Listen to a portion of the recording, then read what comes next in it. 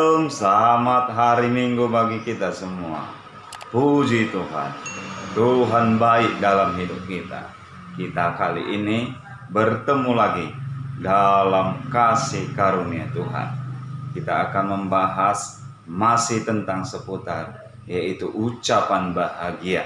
Minggu lalu kita masih membahas ucapan bahagia, tentang artinya berbahagialah orang yang murah hatinya. Kali ini kita akan membahas, yaitu mengenai berbahagialah orang yang suci hatinya. Kita akan membaca firman Tuhan terlebih dahulu yang terambil dari Matius 5 ayat 8 dalam terjemahan Lembaga Alkitab Indonesia. Demikian bunyinya. Berbahagialah orang yang suci hatinya, karena mereka akan melihat Allah. Dalam terjemahan King James Version, Blessed are the pure in heart, for they shall see God. Dalam terjemahan bahasa Yunani, Makarioi hoi kataroi te kardia hoti aute ton teon opsontai. Saudaraku yang dikasihi Tuhan, itulah pembacaan firman Tuhan dalam 3 versi bahasa.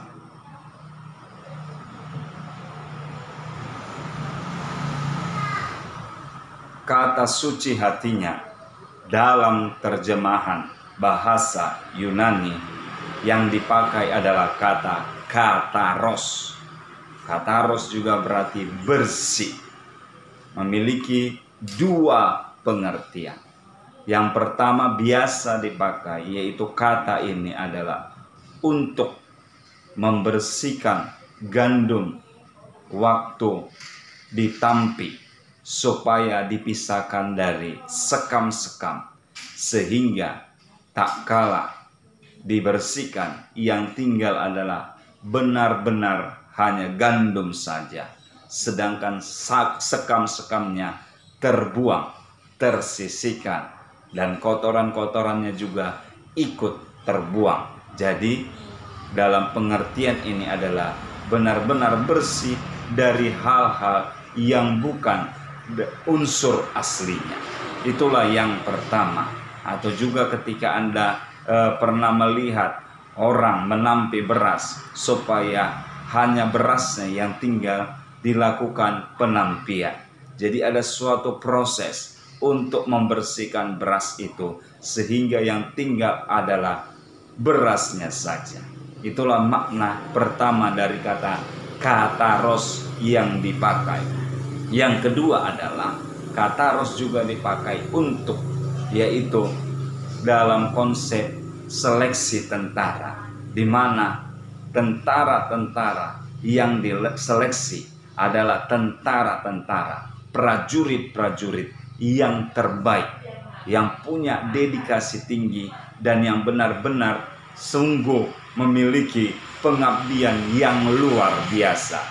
Dengan kata lain, tentara-tentara yang diseleksi itu adalah yang benar-benar pilihan, yang istimewa, yang benar-benar terbaik.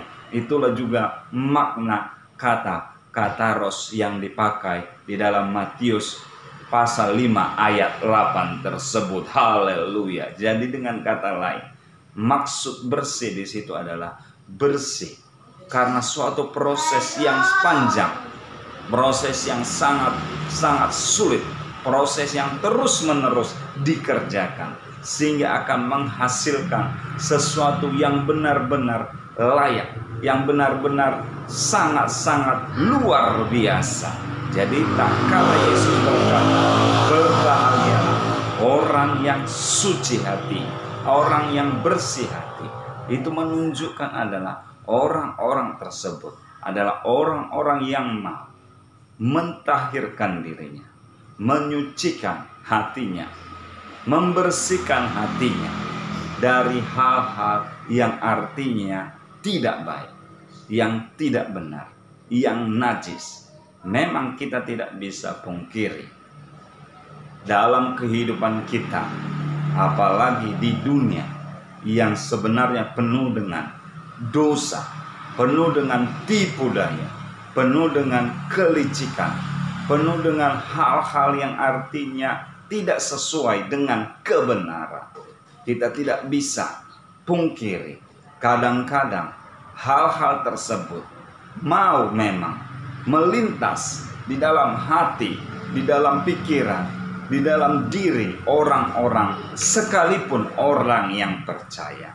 Tetapi supaya kita jangan sampai tercemari, jangan sampai terkontaminasi, jangan sampai apalagi turut mencemplungkan diri ke dalam hal-hal itu, kita harus bisa mengontrol diri, memfilter, menyaring hal-hal tersebut, supaya jangan sampai hal-hal itu yang tidak baik itu menguasai, mendominasi, mengambil alih sifat-sifat kita setelah kita mengalami kehidupan yang sudah diubahkan Tuhan.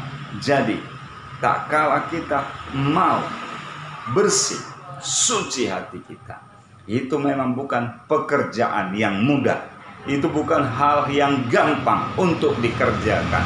Kita harus sungguh hati, memberi hati kita, menyerahkan hidup kita kepada pembentukan Tuhan, kepada artinya nilai-nilai kebenaran. Jangan sampai kita tunduk, tak kalah atau takluk ke dalam hal-hal yang tidak baik itu. Jadi ada yang niat tulus dari kita untuk kita mau dibentuk, untuk kita berkata, Bapak, bentuklah hatiku supaya sesuai dengan kehendak-Mu. Kita harus mau melakukan hal itu. Supaya apa? Hati kita dibersihkan, hati kita disucikan. Dalam pemahaman orang Yahudi, hati itu, kebersihan hati itu meliputi 3 hal. Yang pertama adalah memiliki yaitu motivasi yang murni.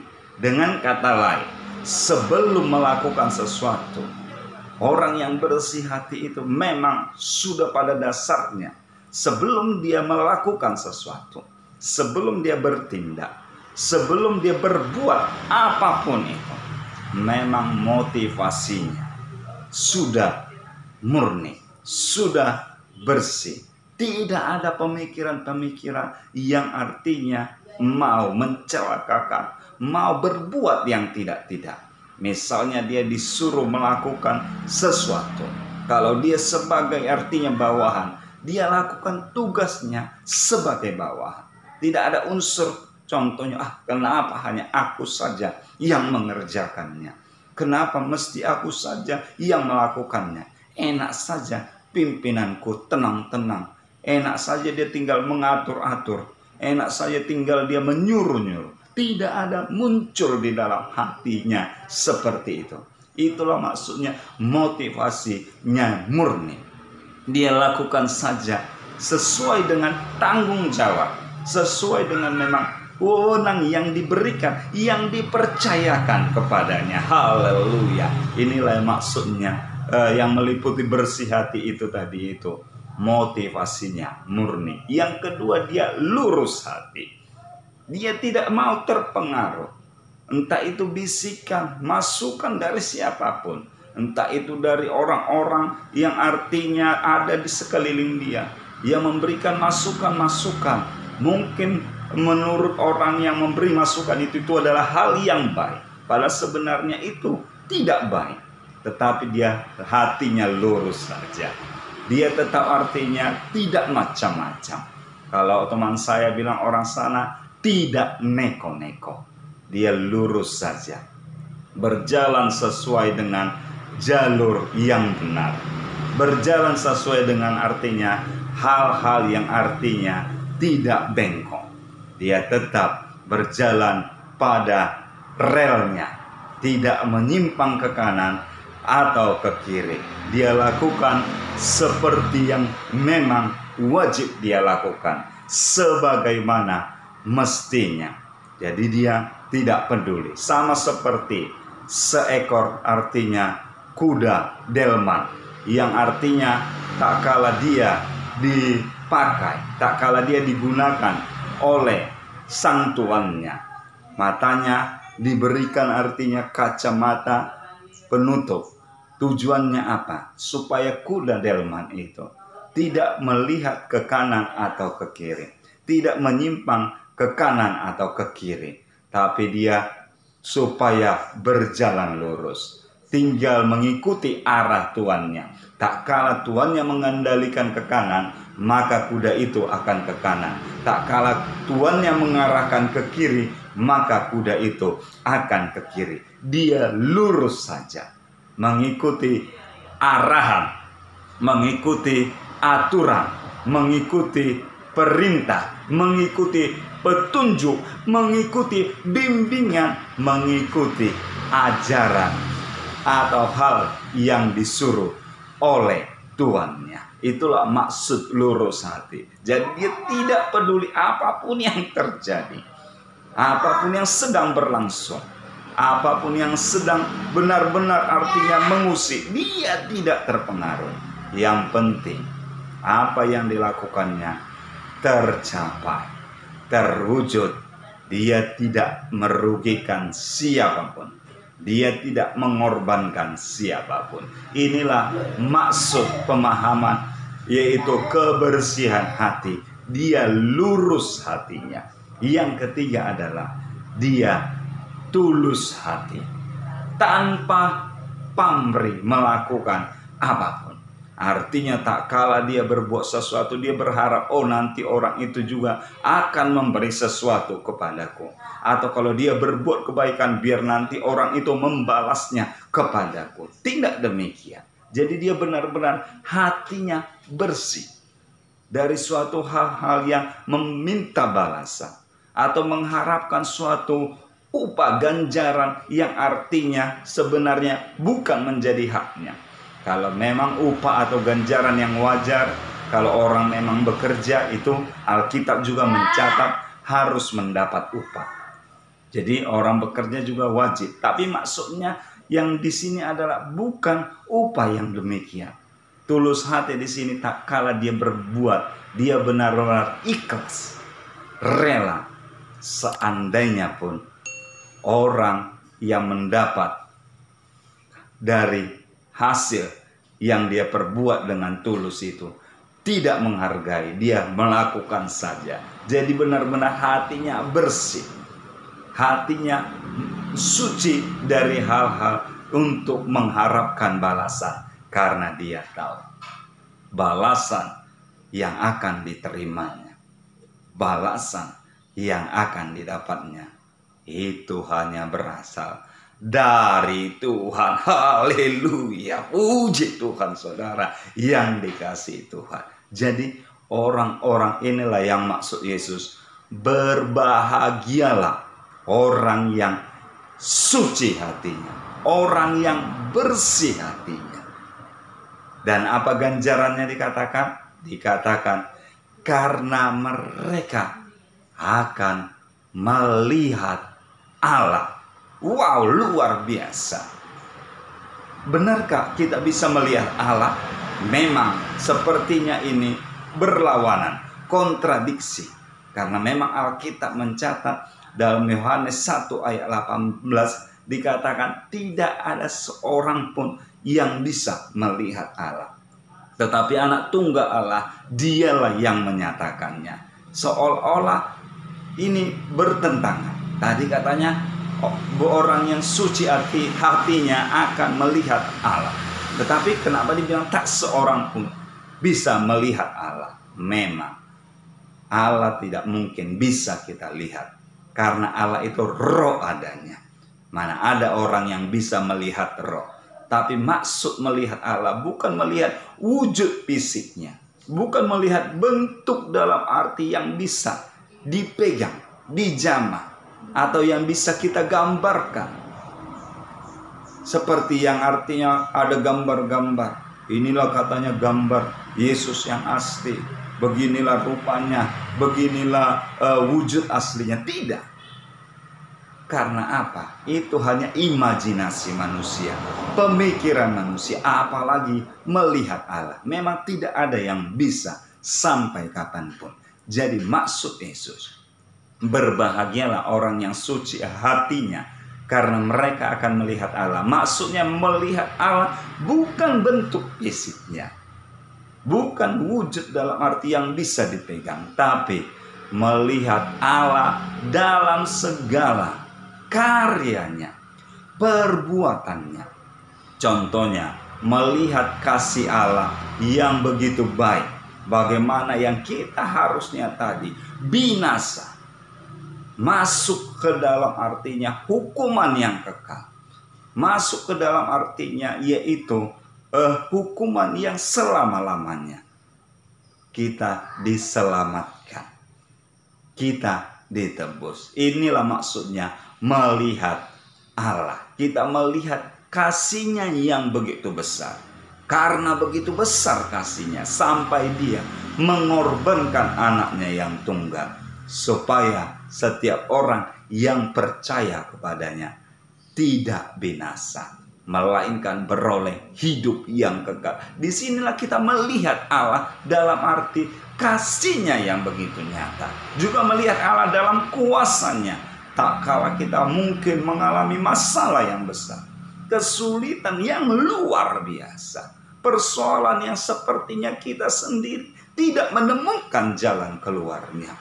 Disitulah kita berserah dan kita bisa melihat Allah, bagaimana Dia memberikan pertolongannya, memberikan yaitu jawaban atas pergumulan kita, atas persoalan kita, sehingga kita bisa melihat Allah melalui kuasa-Nya. Tangan-Nya terulur. Bukan juga berarti kita melihat ada tangan Tuhan langsung terulur. Artinya ada yang bisa memberikan penyelesaian. Dan itu bisa Tuhan pakai dengan berbagai cara. Mungkin dengan secara supranatural, atau dengan cara-cara artinya Tuhan memakai orang-orang yang di sekitar kita, saudara-saudara kita, bahkan orang yang tidak kita sangka-sangka, bahkan musuh kita yang selama ini membenci kita, bisa Tuhan pakai untuk menolong kita. Inilah maksudnya melihat Allah melalui kuasa-Nya. Karena kuasa Allah itu sungguh tak terbatas. Haleluya. Bahkan saya bilang tadi, musuhnya kita sekalipun bisa dipakai untuk menolong kita. Sama seperti tak kala bangsa Israel mau keluar dari Mesir, bagaimana yaitu Firaun selalu menghalang-halangi mereka. Selalu ada saja alasan Firaun untuk tidak memberikan izin supaya bangsa Israel bisa keluar dari tanah Mesir, tanah perbudakan itu. Tapi bagaimana Musa dipakai Allah, karena dia adalah orang yang dekat dengan Allah, yang melihat kuasa Allah begitu nyata bekerja. Dipakai Allah melalui 10 tulah. Dari tulah pertama, tulah kedua, bahkan sampai tulah ke-9. Firaun tidak mau memberikan izin untuk orang Israel keluar. Tetapi tak kalah tulah terakhir, tulah yang ke-10, barulah Firaun hatinya luluh. Dia tidak lagi mengeraskan hatinya. Dan akhirnya dia memberi perintah, ya sudah, bawalah bangsamu itu keluar dari negeriku ini. Itulah kata Firaun. Jadi Tuhan pakai dengan kuasa-Nya yang luar biasa, supaya musuh bangsa Israel yaitu Firaun mau memberikan izin. Dengan kata lain, bisa boleh dikatakan menolong mereka untuk keluar dari perbudakan yang selama ini sudah mereka rasakan dari nenek moyang mereka sekitar lebih 430 tahun. Bayangkan saudara, cukup lama bukan? Indonesia saja dijajah Belanda 350 tahun. Itu saja kita sudah berjuang mati-matian. Sudah seluruh energi, sudah seluruh daya, sudah seluruh tenaga dari Sabang sampai Merauke, seluruh para pahlawan, seluruh bangsa kita memperjuangkannya untuk kemerdekaan. Tetapi luar biasanya orang Israel melalui pimpinannya Musa bisa keluar dari perbudakan itu hanya karena kuasa Allah. Sehingga Firaun takluk dan tunduk, memberikan izin mereka keluar tanpa ada pertumpahan darah. Luar biasa saudaraku. Inilah maksudnya dari berbahagialah orang yang suci hatinya, karena mereka akan melihat Allah. Jadi maksudnya melihat kuasa Allah bekerja dalam diri orang-orang itu. Jadi saudaraku, betapa luar biasanya. Maukah kita menjaga supaya hati kita tetap suci? Maukah kita menjaga supaya hati kita tetap murni?